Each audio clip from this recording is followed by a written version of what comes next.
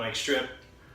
Wanted to do a little DIY today, and what we're gonna do is I'm going to create a mobile stripper pole using a few kind of reclaimed household materials. 2x2 piece of plywood. So I chose a 2x4 because I want to be taking this outside and I want it to be stable. Concrete cement, pre-made industrial mat. We're gonna cut this down and make it fit in squares onto that piece of plywood, and we're gonna use an adhesive, so a general like wood glue or liquid nail, that works, to get this, or construction adhesive to get this to construct to that. So that's 3 items right there.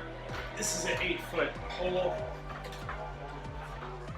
Standard size is about 1.5 inches. I believe this came from an old fence post or something I had, so it's like about 1 3/4, which is going to be sanded down. And then of course, 1 3/4 like cap to throw on the top of it so that it looks desirable. So I'm gonna just lean that against the wall there. That's pretty heavy. So first thing I'm going to do is I'm going to take the mat. I'm going to cut this up so that it's real easy for us to deal with.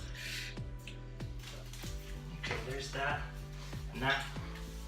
So there's 5 of them. And that's the layout for that. You can do the same layout any which way. And I'll be adhering that later on, once I get the other portions of it done. So we'll do the adhesive later when I'm outside and actually able to put it on. Okay, so what I did here is I made a little donut shaped thing that's covering the wood. That's the Quikrete concrete, and I'm putting it over the wood. I'm gonna use a heat gun to cure it a little bit, just so we can move a little bit quicker in the process. Also, men, if you're making a stripper pole for your girlfriend, by the time she learns how to use it, she's not going to be your girlfriend anymore. I know from personal experience, so don't do it. Get her friend to do it, or make her pay for it. But yeah, here it is. And I'm just scraping the edges of this stuff. Well, I'm using a heat gun. See how there's like this excess that builds up from just water? Because I poured water on it, you know what I mean? So just scraping the excess and just pushing all that concrete back into the structure and building up this little volcano that we built. It does look like a middle school science project at first, but the price you pay for love, you know what I mean?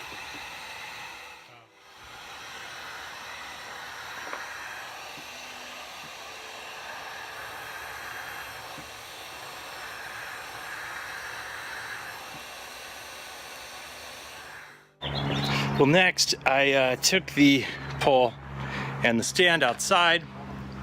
I know, building another volcano. So inserted the pole into the volcano, added more Quikrete cement over it. This is just an extra piece of concrete I use as a weight. Put the rubber things underneath and they're drying with an adhesive. Let's see here.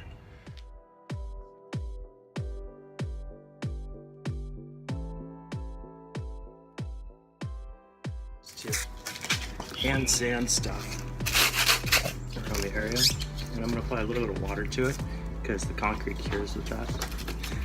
And then after that, our next step is to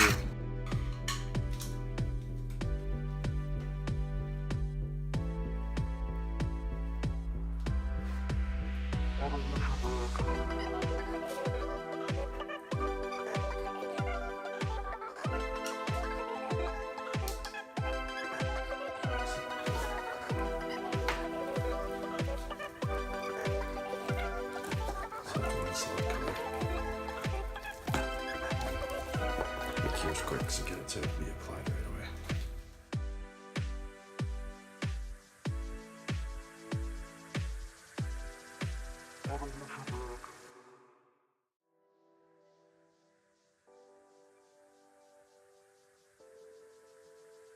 Now I spray painted the base of it after sanding the Bondo some more by hand. And Paint's wet, so it's gonna look a little bit imperfect.